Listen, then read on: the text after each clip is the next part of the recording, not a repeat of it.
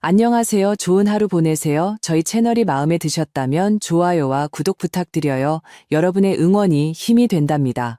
63살, 저는 다시 사랑을 찾았다고 생각했습니다. 하지만 결혼식 날 제 며느리가 될 아이가 제 약혼자와 잠자리를 했다는 사실을 알게 되었습니다. 저는 아무것도 모르는 척 예식장에서 신랑을 남편으로 맞이하시겠습니까? 라는 질문이 울려 퍼지기를 기다렸습니다. 그리고 마이크를 잡고 말했습니다. 잠시만요. 계속하기 전에 모두에게 들려주고 싶은 이야기가 있습니다. 저는 그날을 마치 어제 일처럼 생생하게 기억합니다. 하객들로 가득 찬 성당, 꽃, 향 냄새, 여자들의 소곤거림, 빽빽이 들어찬 의자들, 하얀 웨딩드레스를 입고 줄에 신부님 앞에 서 있었습니다. 제가 할 일은 그저 고개를 끄덕이며 네라고 대답하는 것뿐이었습니다. 하지만 저는 갑자기 앞으로 나아가 마이크를 잡고 말했습니다. 진행하기에 앞서 모두에게 드릴 말씀이 있습니다. 장내에는 누군가의 의자가 삐걱거리는 소리가 들릴 정도로 정적이 흘렀습니다. 저는 약혼자의 눈을 똑바로 쳐다보며 조금도 떨지 않았습니다. 앞으로의 일은 그의 생각대로 흘러가지 않을 것임을 알았기 때문입니다. 이제부터 제가 모든 진실을 이야기할 참이었습니다.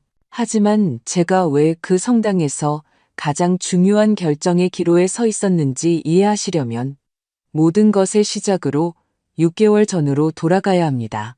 평범한 토요일이었습니다. 저는 늘 혼자였고 그날도 인사동의 한 갤러리에 갔습니다. 그런 날이면 저는 그림들 사이를 거닐곤 했습니다. 제가 특별한 예술 애호가라서가 아니라 그곳에서는 외로움이 조금이나마 견딜만 했기 때문입니다.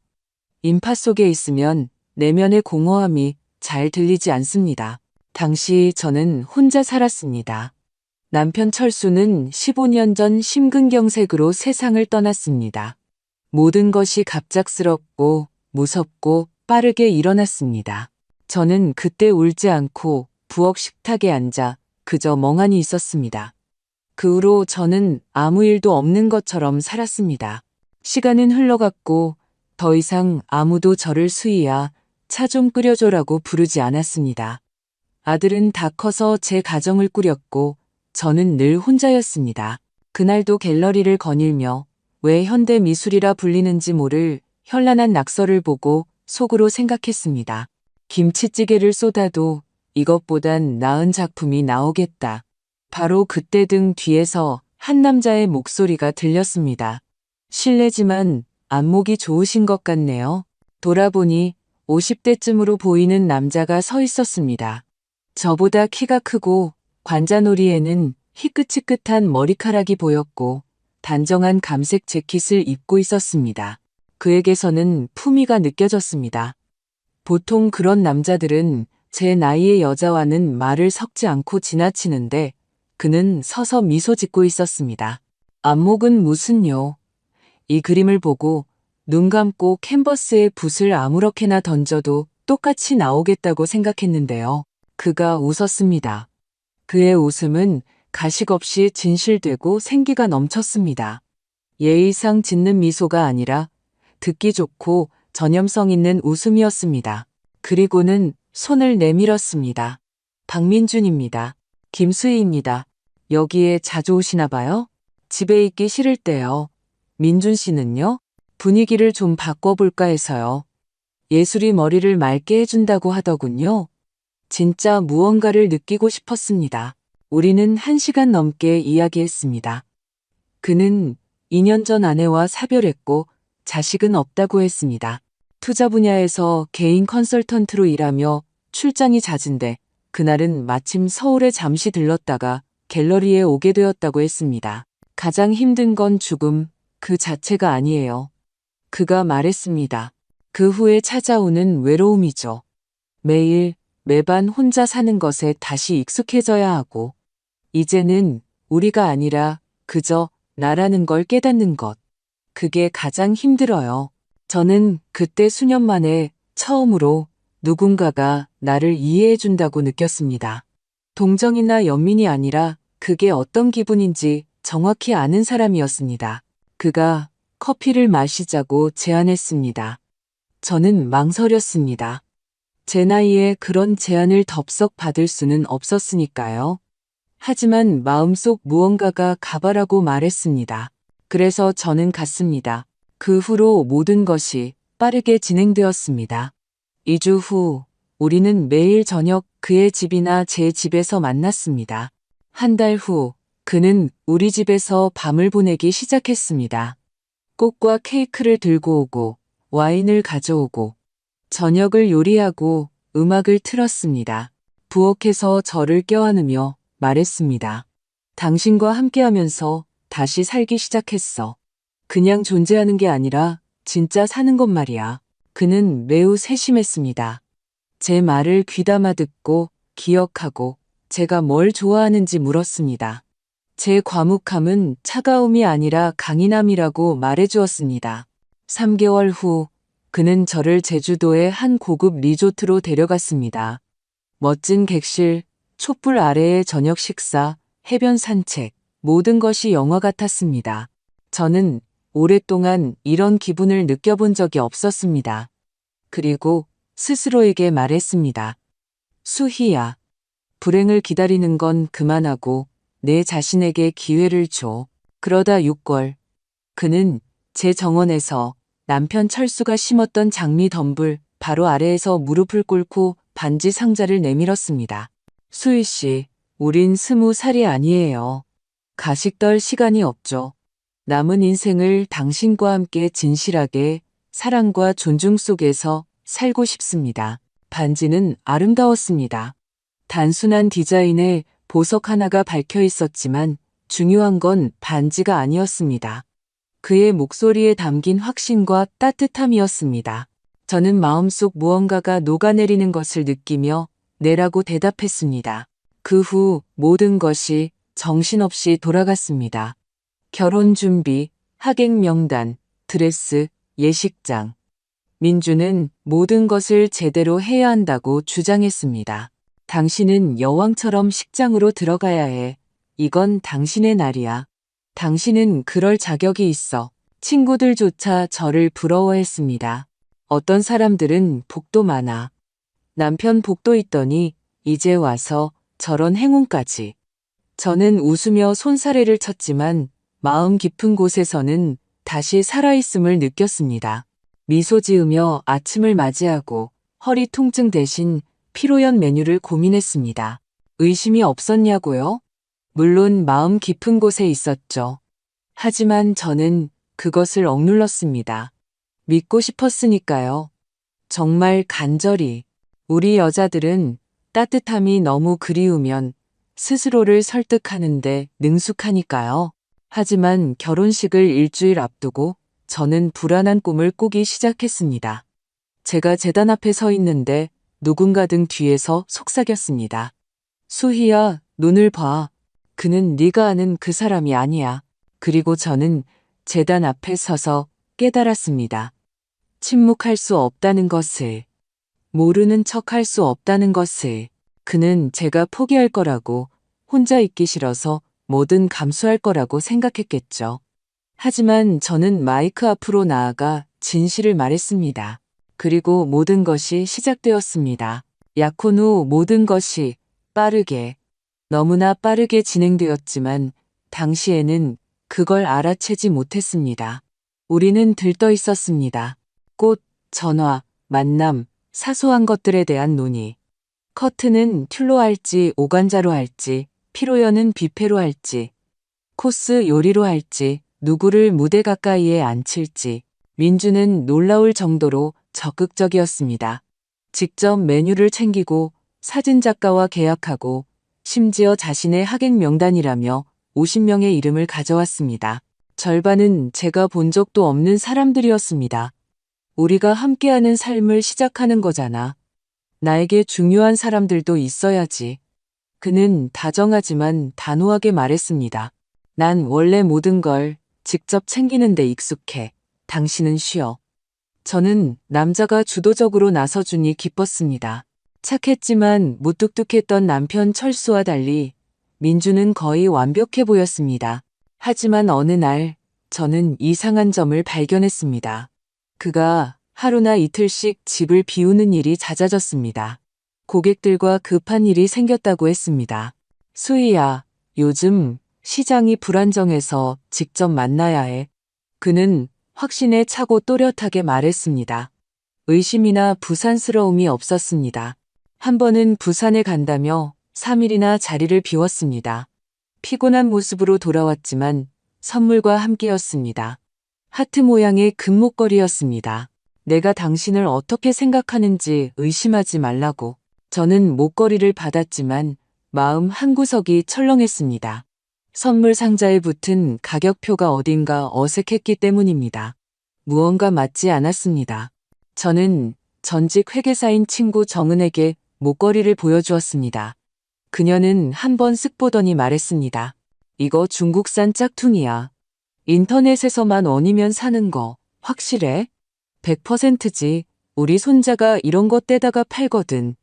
한 묶음에 20개씩 들어오는 거. 민준에게 말할 용기는 나지 않았습니다. 일단은 지켜보기로 했습니다. 며칠 후 저는 혈압이 올라 병원에 갔습니다. 의사를 기다리다가 저보다 5살 많아 보이는 미숙이라는 여자를 만났습니다. 이야기를 나누던 중 그녀가 갑자기 물었습니다. 혹시 김수희 씨 아니세요? 박민준 씨랑 같이 있는 걸 자주 봤어요. 그분 지금 만나시는 분 맞죠?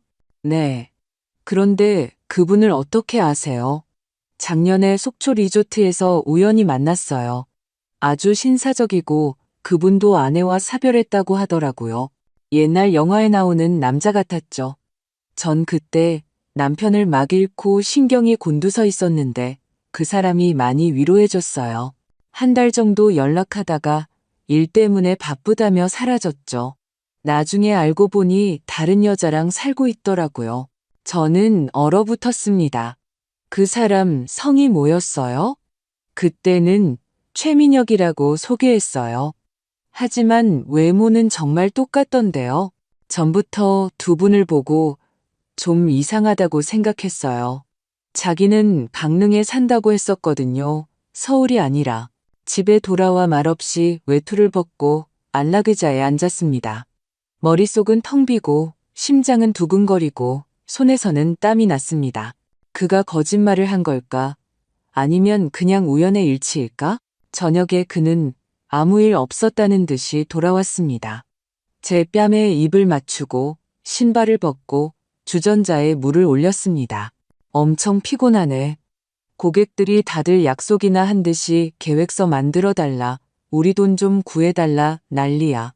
난 코앞에 결혼식이 있는데 말이지. 저는 침묵했습니다. 그가 눈치챘습니다. 왜 그렇게 조용해? 당신 전에 속초에 가본 적 있어요? 그는 순간 멈칫했습니다. 응, 한 번. 3년 전쯤. 왜? 미숙이라는 여자랑요? 그가 피식 웃었습니다. 뭐야, 나 감시하는 거야? 아니, 오늘 우연히 그 여자를 만났어. 그때 두 사람이 가까웠는데 당신이 사라졌다고 하더라고. 그는 킁 하고 코웃음을 치더니 일어나 제게 다가와 손을 잡았습니다. 수희야, 우린 어른이잖아. 내가 당신 만나기 전에 아무도 없었을 거라고 생각해? 그래, 그런 시기가 있었어. 방황하고 길을 잃었었지. 만남들이 있었지만 그건 오래전 일이야. 그때는 나도 내가 뭘 원하는지 몰랐어. 그는 짜증내지 않고 차분하게 말했습니다. 하지만 저는 처음으로 그가 비난의 화살을 제게 돌리고 있다는 것을 느꼈습니다. 왜 과거를 파헤치냐는 듯이 말입니다. 다음 날, 저는 정은과 이야기했습니다. 만약 내 약혼자에게 과거에 이상한 일들이 있었다는 말을 들으면 넌 어떻게 할 것 같아? 싹 다 조사해야지. 그를 아는 사람들, 어디서 일했는지, 뭘 했는지, 뒷조사라도 해야지. 그가 사랑한다고 맹세한다면? 사랑과 진실은 다른 거야, 수희야. 저는 조심스럽게 그의 친구들과 가족에 대해 묻기 시작했습니다. 아내가 죽었다면 왜 사진 한 장 없는지, 이전에 어디서 일했는지 대답은 모호했습니다. 아내는 있었지만 모든 기억을 지웠어. 볼 수가 없어서. 개인 회사에서 일했는데 폐업했어. 서류는 잃어버릴까봐 가지고 다니지 않아. 저는 의심하기 시작했지만 여전히 믿음을 이어갔습니다. 일주일 후 아들이 찾아왔습니다. 엄마, 다 이해해요. 엄마는 성인이시고 행복할 권리가 있으세요. 하지만 그 사람이 누군지 정말 확실히 아시는 거예요? 네가 의심하는 거니? 전 그냥 엄마가 누구에게든 속지 않았으면 좋겠어요. 돈은 아무것도 아니지만 엄마는 제 전부예요.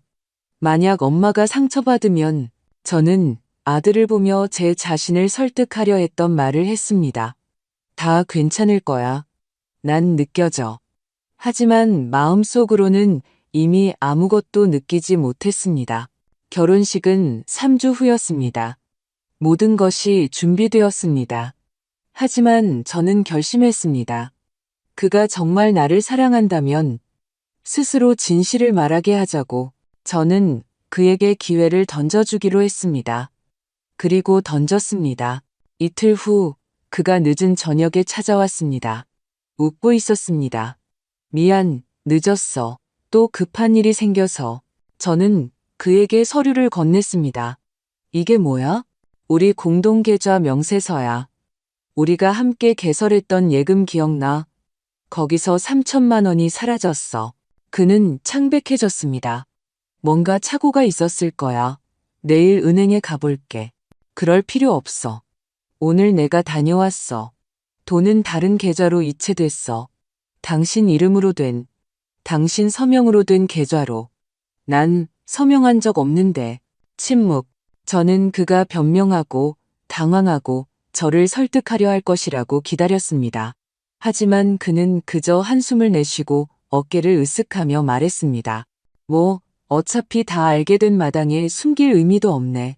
저는 그를 바라보며 제가 남은 인생을 함께하고 싶었던 그 사람이 맞는지 믿을 수가 없었습니다. 그는 마치 자기 집인 양 안락 의자에 앉았습니다. 들어봐, 당신은 똑똑한 여자야. 난 당신의 적이 아니야. 그냥 살아남으려는 것뿐이라고. 당신한테 나쁜 짓 한 거 없어. 소리 지르거나 거칠게 대한 적도 없잖아. 당신이 스스로 준 걸 이용했을 뿐이야. 그게 정상이라고 생각해?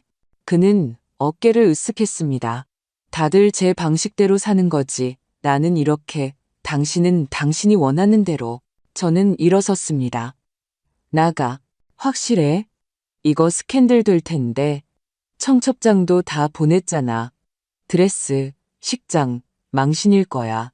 매일 거짓 속에서 사는 것보다 하루 망신당하는 게 나아. 그는 저를 쳐다보더니 천천히 일어섰습니다. 그러는 거 아니야. 정말로. 그리고 떠났습니다. 저는 부엌에 앉았습니다. 오랫동안 눈물 없이 그저 앉아 있었습니다. 그러다 일어나서 제 진짜 결혼식을 다시 계획하기 시작했습니다. 그가 떠난 후 집은 텅 빈 것 같았습니다. 물리적인 의미가 아니었습니다. 그는 제 집에 계속 살았던 것이 아니라 저녁에만 가끔 들렀으니까요. 하지만 마음속에 찬 바람이 부는 것처럼 갑자기 휑하고 아팠습니다. 저는 울거나 소리치지 않았습니다. 그저 조용히 서류와 카드, 전화기를 챙겨 경찰서로 갔습니다. 놀랍게도 경찰은 제 말을 귀에 깊게 들어주었습니다. 30대쯤 되어 보이는 젊은 여성 형사는 바보 같은 늙은 여자를 대하듯 하지 않고 사실관계를 중심으로 질문하며 모든 것을 기록했습니다. 남성분이 본인 동의 없이 돈을 이체했다는 사실을 확인하시는 거죠? 네, 서명이 위조되었어요. 은행에서 확인했습니다. 주고받은 메시지 같은 게 있습니까? 전부 저장해 두었습니다. 그리고 그가 서류 가방을 놓고 갔을 때 서류 사본도 만들어뒀어요. 알겠습니다. 이 사건은 경제범죄수사팀으로 넘기겠습니다. 아마 이게 첫 번째 사건이 아닐 수도 있습니다. 저는 경찰서를 나오면서 처음으로 발밑의 땅이 조금씩 단단해지는 것을 느꼈습니다. 집에 돌아와 앉아서 전화기를 들고 검색하기 시작했습니다. 약혼자를 가장한 사기꾼, 대한민국 결혼 사기꾼, 과부를 노리는 사기 수법. 새벽 2시까지 읽었습니다. 후기, 기사, 커뮤니티 글. 모두 똑같았습니다. 친절하고 신사적이며 세심한 남자. 빠른 고백, 외로움을 파고드는 접근, 신뢰를 이용한 금전 요구, 그리고 실종. 혹은 저처럼 뻔뻔한 절도. 그때 저는 결심했습니다. 복수를 위해서가 아니라 진실을 위해 다른 피해자들을 찾아야겠다고. 저는 먼저 보경에게 전화했습니다. 우리는 지인을 통해 몇 번 만난 적이 있는 사이였습니다. 그녀가 인터넷에서 만난 남자가 희망을 주더니 사라져버렸다고 이야기했던 것이 기억났습니다. 보경아, 나 수희야. 전에 만났던 남자, 어느 날 갑자기 사라졌다고 했었지? 응, 왜 물어봐? 그 사람 이름이 민준이었어? 응, 박민준. 그 사람, 너한테도 나랑 결혼하려고 했어. 돈 가지고 사라졌고, 이제 그를 고소하려고 해. 침묵. 농담 아니지? 아니, 그리고 우리뿐만이 아닐 것 같아. 내가 너한테 갈게. 다음 날, 보경은 저희 집 부엌에 앉아 있었습니다. 그녀 앞에는 찻잔이 놓여 있었고, 손은 떨리고 있었습니다. 그땐 나 자신을 탓했어. 늙은 바보라고 생각했지. 우리 같이 제주도에 갈 거라고, 전원주택을 살 거라고 하면서 투자금 마지막 일부를 채워야 한다고 도와달라고 했어. 그러고는 끝이었지. 전화기는 꺼져 있고 SNS 계정은 삭제됐어. 얼마나 보냈어? 거의 2천만 원. 모아둔 돈 전부, 차까지 팔았어. 저는 그녀의 손을 잡았습니다. 너 혼자가 아니야. 그는 이걸 조직적으로 해왔어. 난 이미 경찰에 갔어. 이제 어떻게? 이제 다른 사람들을 찾아야지. 일주일 후 저는 제 나이대 여성들이 자주 이용하는 네이버 카페에 비공개 그룹을 만들었습니다. 이름은 간단하게 조심하세요. 약혼 사기꾼이라고 지었습니다.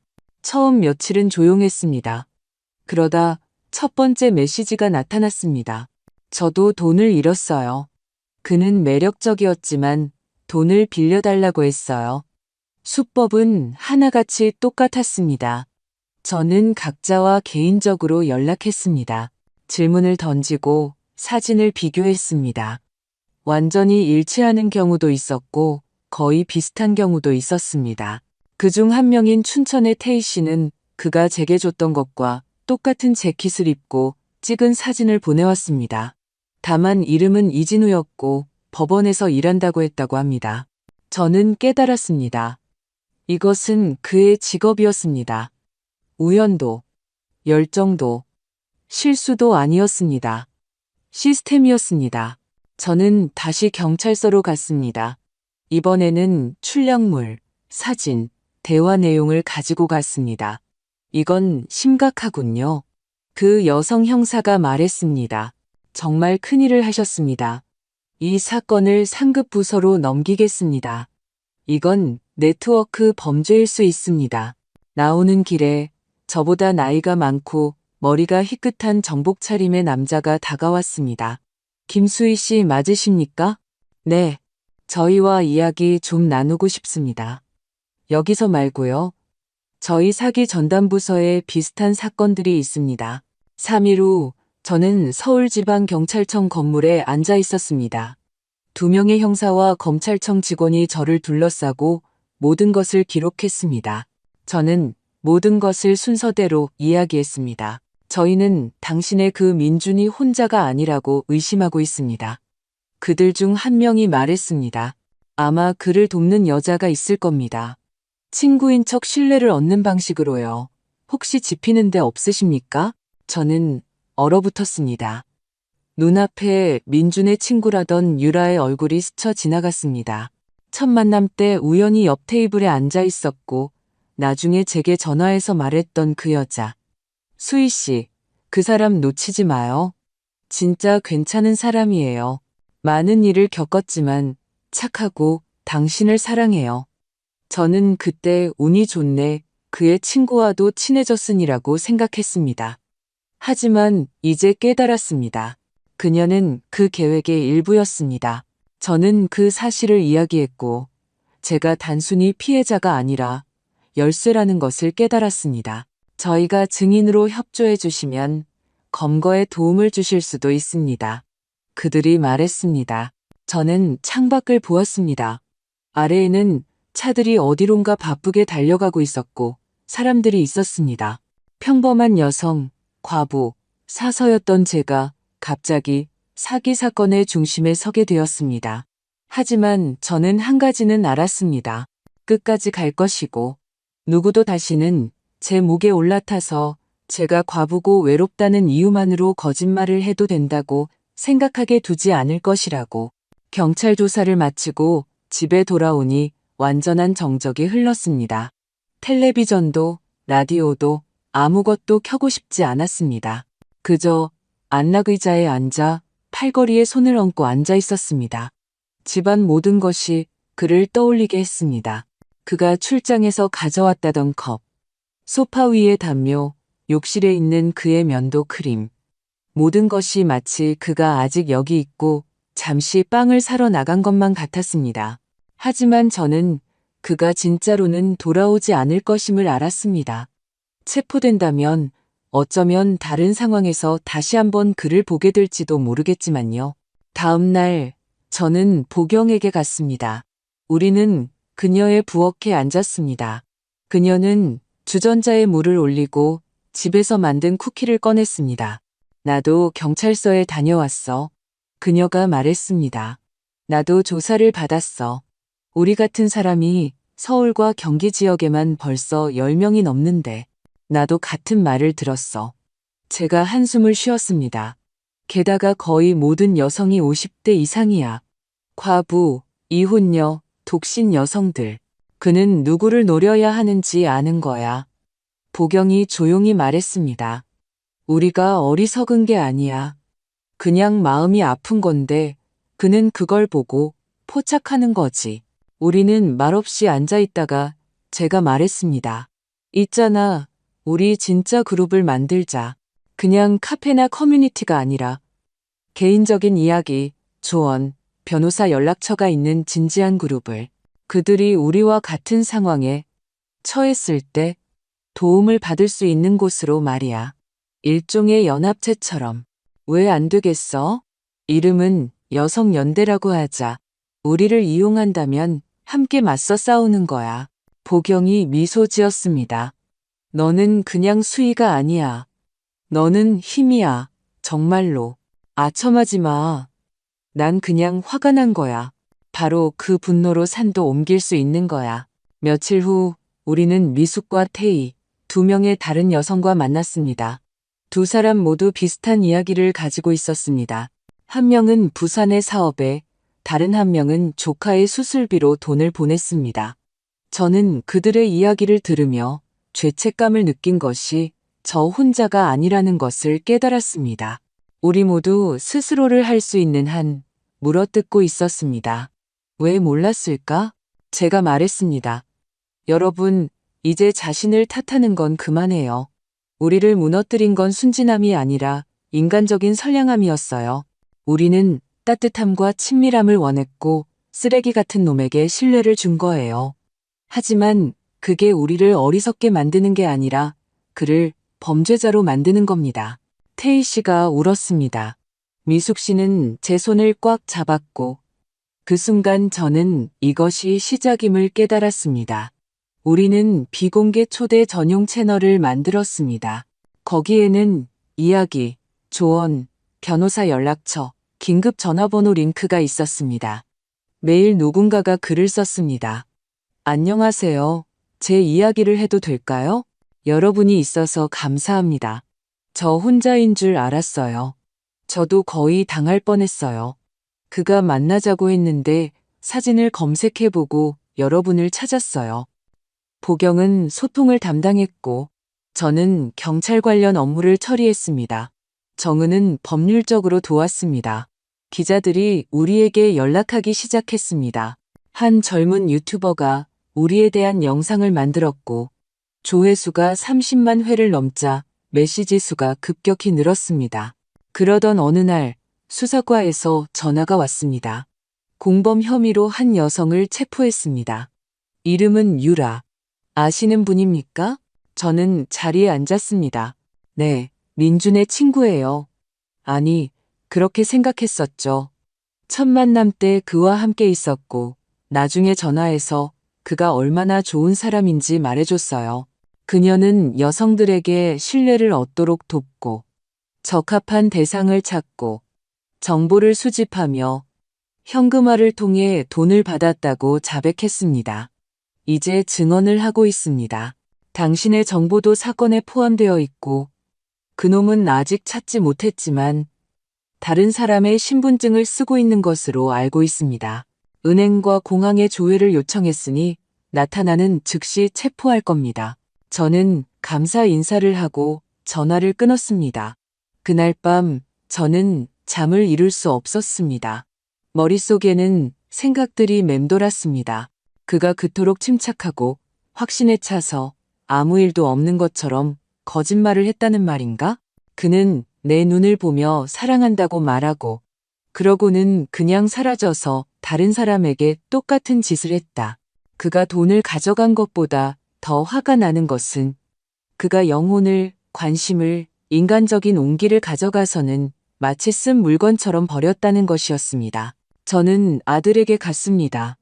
아들은 문 앞에서 저를 맞으며 뺨에 입을 맞췄습니다. 엄마, 괜찮으세요? 응, 그냥 네가 알아줬으면 해서 나 행동하기로 결심했어. 그냥 불평만 하는 게 아니라 그룹을 만들었고 이미 몇몇 여성을 도왔어. 아들은 맞은편에 앉아 주위에 깊게 들었습니다. 엄마가 자랑스러워요. 그런 말 마. 그냥 내가 약하지 않다는 것만 알아줘. 오랫동안 침묵하고 참았지만 더는 아니야. 아들이 미소 지었습니다. 이제 엄마한테 함부로 덤비면 안 되겠네요. 일주일 후 다시 전화가 왔습니다. 그를 찾았습니다. 광주에 있습니다. 아파트를 빌렸고 신분증은 이진우라는 이름으로 되어 있습니다. 이미 영장이 발부되었습니다. 동의하시면 주요 증인이 되어 주실 수 있습니다. 저는 전화를 끊고 창밖을 보았습니다. 거리에는 라일락이 피어 있었습니다. 사람들은 장바구니를 들고 아이들과 함께 혹은 그냥 산책하며 지나가고 있었습니다. 저는 이제 제 이야기가 사랑이 아니라 정의에 관한 것임을 알았습니다.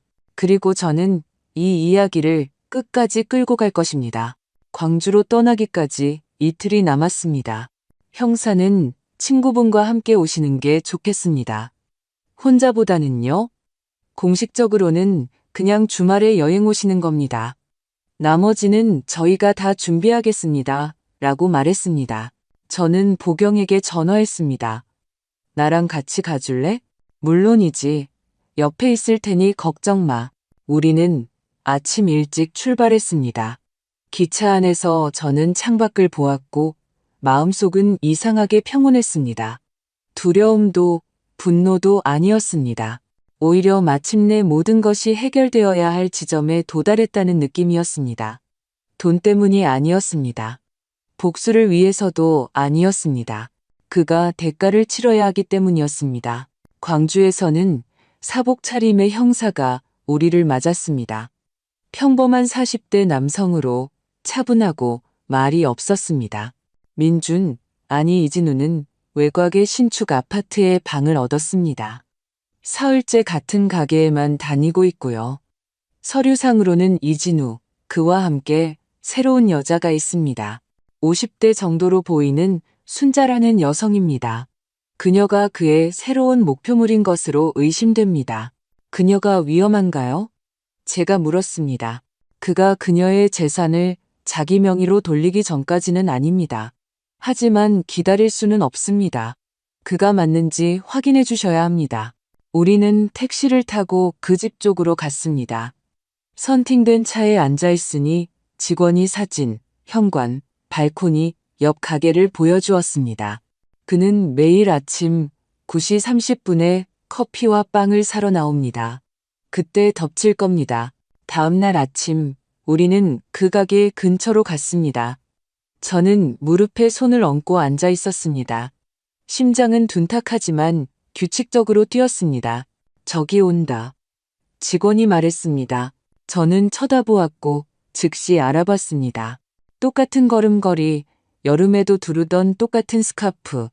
모든 것이 자기 통제하에 있다고 생각하는 사람의 자신감 넘치는 똑같은 눈빛. 그가 맞아요. 몇 분 후 그는 소란 없이 조용히 체포되었습니다. 그는 저항조차 하지 않고 그저 놀란 듯이 말했습니다. 대단하시네. 이렇게 멀리까지 올 줄은 몰랐는데. 저는 아무 대답도 하지 않고 그저 그의 눈을 바라보았습니다. 분노가 아닌 텅 빈 시선으로. 다음 이틀 동안은 신문, 서류 작업, 신원 확인이 이어졌습니다. 저는 군더더기 없이 명확하게 말했습니다. 어떻게 만났는지, 어떻게 신뢰를 얻었는지, 어떻게 서류를 위조했는지, 어떻게 돈을 가져갔는지 모든 것을 이야기했습니다. 그는 같은 사무실에 앉아 침묵하며 몇 번 피식 웃었습니다. 난 누구도 때리거나 위협하지 않았어. 다 자발적이었지. 여자들이 스스로 갖다 바쳤다고. 형사는 그저 고개를 저었습니다. 그게 바로 사기입니다. 이익을 얻을 목적으로 속이는 행위. 법적으로 최대 10년형까지 가능합니다. 그는 어깨를 으쓱했습니다. 그래도 모든 게 아름다웠잖아. 내가 그들에게 삶을 되찾아줬다고. 잠시나마 저는 참을 수 없었습니다. 되찾아준 게 아니야. 빼앗아갔지. 내 것이 아닌 것을 가져가고 사람들이 고통받는 동안 웃었어. 이제 와서 철학자인 척하지 마. 그냥 법대로 대가를 치러. 그는 저를 보았고 처음으로 비웃지 않았습니다.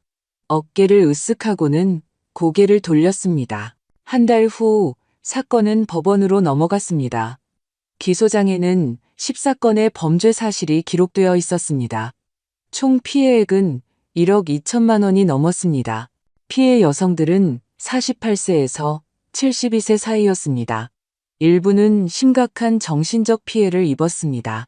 한 여성은 그가 사라진 후 뇌졸중을 겪었고 다른 한 명은 자살을 시도했습니다. 저는 이것을 읽으며 그가 아니라 우리 성인 여성들이 여전히 그와 같은 자들 앞에서 무방비 상태로 남아있다는 사실에 화가 났습니다. 우리는 지갑을 지키는 법은 배웠지만 마음을 지키는 법은 배우지 못했기 때문입니다. 재판 날짜가 잡혔을 때 처음에는 가고 싶지 않았습니다. 하지만 그때 커뮤니티에 글을 썼던 한 여성이 떠올랐습니다. 만약 단 한 명이라도 나서서 이야기했다면 나는 당하지 않았을 텐데 저는 나서야 할 그 한 사람이 되어야 했습니다. 법정은 조용했습니다. 그는 피고인석에 앉아 아래를 내려다보고 있었습니다. 셔츠에 넥타이 차림. 피곤해 보였지만 초라하지는 않았습니다. 저는 나가서 법정 앞에 섰습니다.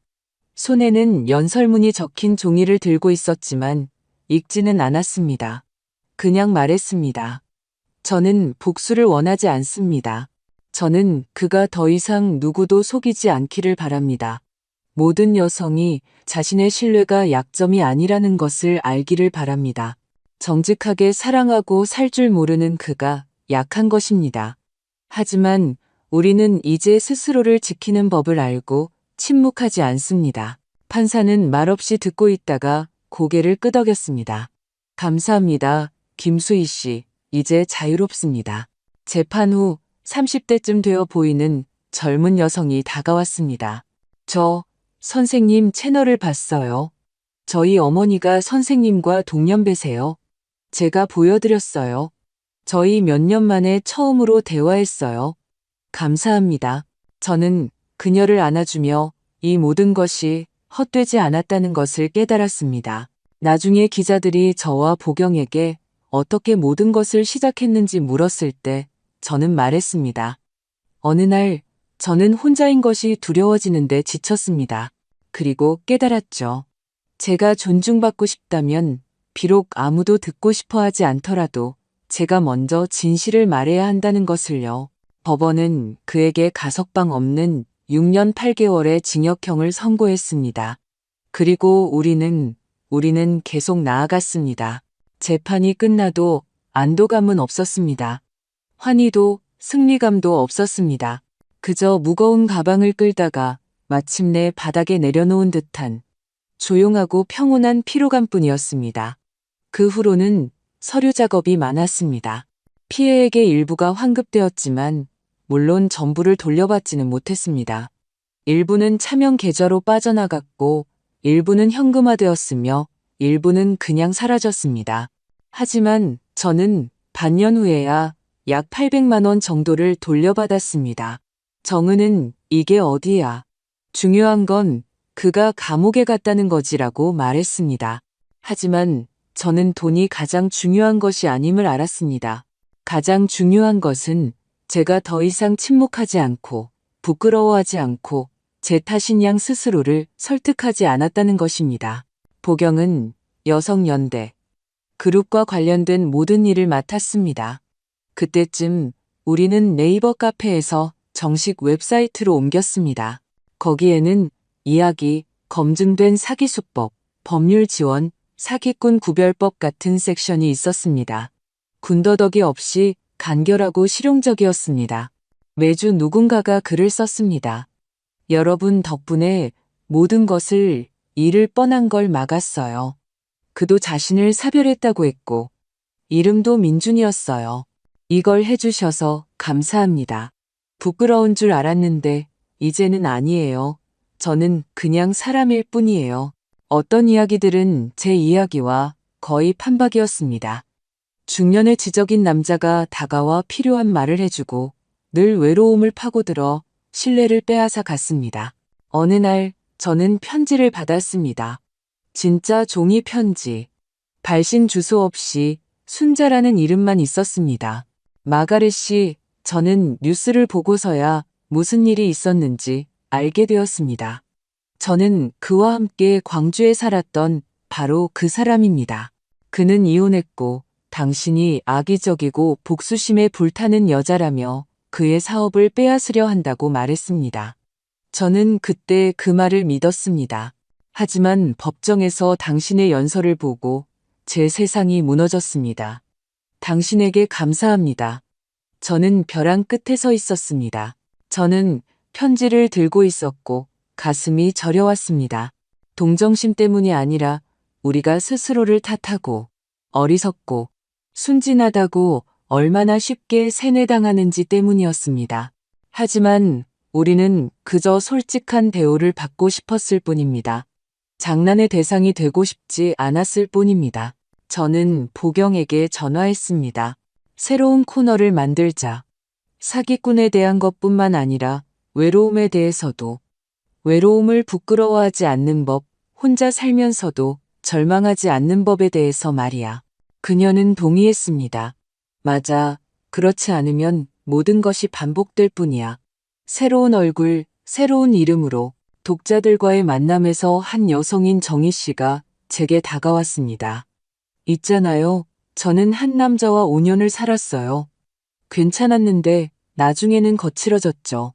저는 참았어요. 그러다 선생님 이야기를 듣고 떠났어요. 제 남자가 사기꾼이어서가 아니라 저도 저 자신을 선택할 권리가 있다는 걸 깨달았기 때문이에요.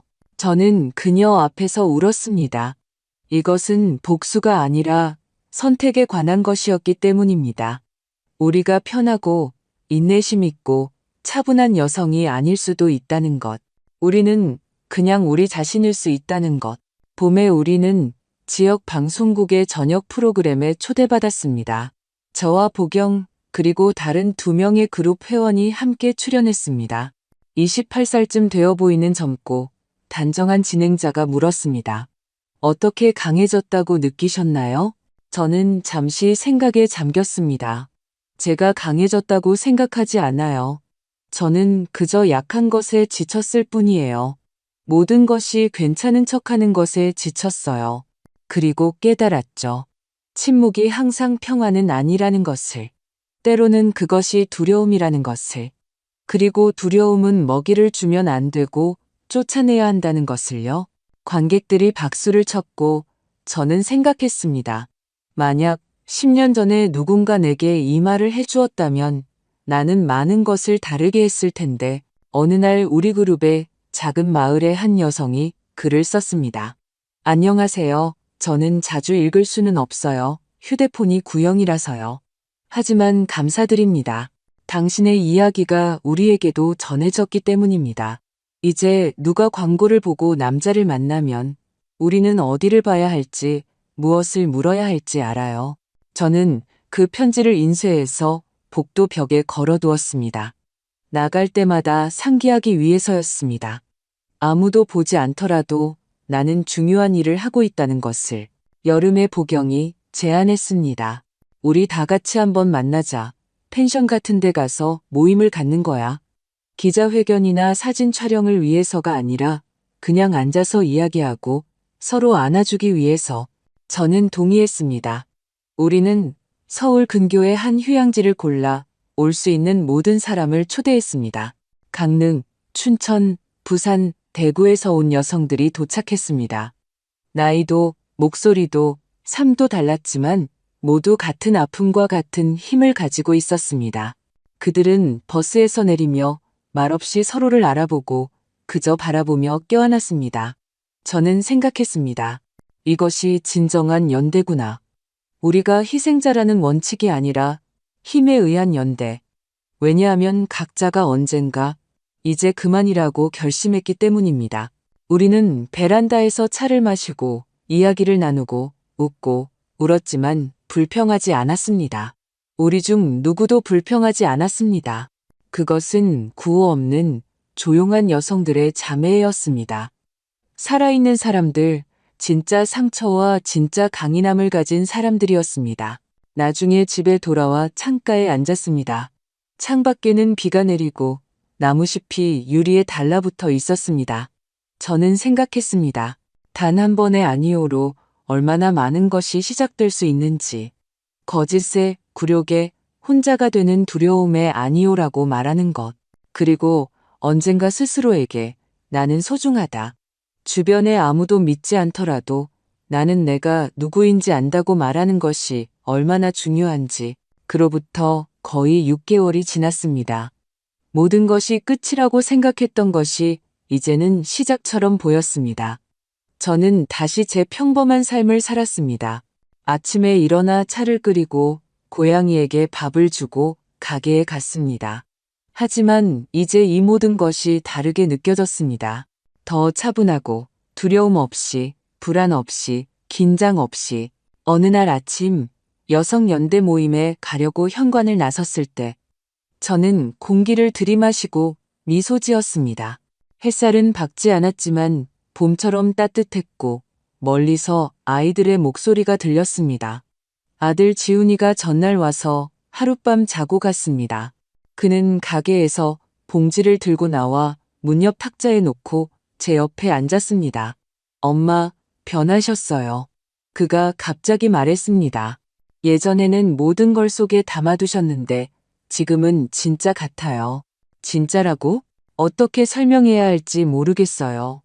그냥 더 이상 혼자인 걸 두려워하지 않으시고 말하는 걸 두려워하지 않으세요. 나는 평생 편하고 평화로운 사람이 되려고 애썼어. 그런데 이제 깨달았지. 거기에는 힘이 없다는 걸. 힘은 누군가 너를 부수려고 할 때 침묵하지 않는 데 있어. 아들은 존경의 눈빛으로 저를 보았고 제 마음은 따뜻해졌습니다. 어느 날 한 여성이 글을 썼습니다. 저는 피해를 입지 않았어요. 하지만 저희 어머니가 돈을 보낼 뻔했어요. 이름을 보고 검색하다가 여러분의 사이트를 발견했어요. 감사합니다. 어머니의 연금과 아마 건강까지 구해주셨어요. 우리 모임에 20살쯤 되어 보이는 한 젊은 여성이 찾아왔습니다. 밝고 가녀리고 수줍은 눈빛을 하고 있었습니다. 한참을 옆에 서 있다가 제게 다가왔습니다. 김수희 선생님 맞으세요? 네. 무슨 일이죠? 저는 대전에서 온 그때 견디지 못했던 그 여성의 딸이에요. 그의 희생자였죠. 어머니는 혼자였고 저는 다른 도시에서 공부하고 있었어요. 어머니에게 무슨 일이 있는지 바로 알지 못했죠. 나중에 저 자신을 오랫동안 탓했어요. 하지만 선생님이 이 모든 일을 일으켜 세우고 그가 감옥에 갔다는 것을 보고 마음이 가벼워졌어요. 아프진 않지만 헛되지 않은 것 같아서요. 감사합니다. 저는 그녀를 안아주었습니다. 내 잘못이 아니야. 그리고 너는 혼자가 아니야. 이제는 정말로 어느 날 저녁 집에 혼자 있었습니다. 조용했습니다. 불빛은 은은했고 손에는 찻잔이 들려 있었습니다. 창가에 앉았습니다. 밖에는 눈이 내리고 있었습니다. 강하지 않고 부드럽고 거의 무게가 느껴지지 않는 눈이었습니다. 저는 눈이 창턱에 쌓이는 것을 보며 얼마나 많은 일이 지나갔는지 생각했습니다. 가끔 사람들은 제게 글을 썼습니다. 당신은 정말 강해요. 영웅이에요. 우리를 구해주셨어요. 하지만 저는 제가 영웅이 아님을 알았습니다. 저는 그저 제 자신이 파괴되는 것을 내버려 두지 않았고 물러설 수 있었을 때 앞으로 한 걸음 나아갔을 뿐입니다. 그리고 제 뒤로 다른 사람들이 따라왔습니다. 이제 저는 글을 씁니다. 제 이야기뿐만 아니라 다른 사람들의 이야기도 전합니다. 우리는 여성들의 목소리라는 코너를 시작했습니다. 누군가는 손으로 쓰고, 누군가는 전화로 구술하고, 누군가는 그냥 와서 말합니다. 그리고 이 모든 것은 이제 침묵 속으로, 공허 속으로 사라지지 않고 듣는 사람들의 귀에 들립니다. 어느 날 짧은 편지가 왔습니다. 군더더기 없이 우리에게 말할 권리를 주셔서 감사합니다. 저는 그 편지를 오랫동안 손에 들고 있었습니다. 그러다 울음이 터졌습니다.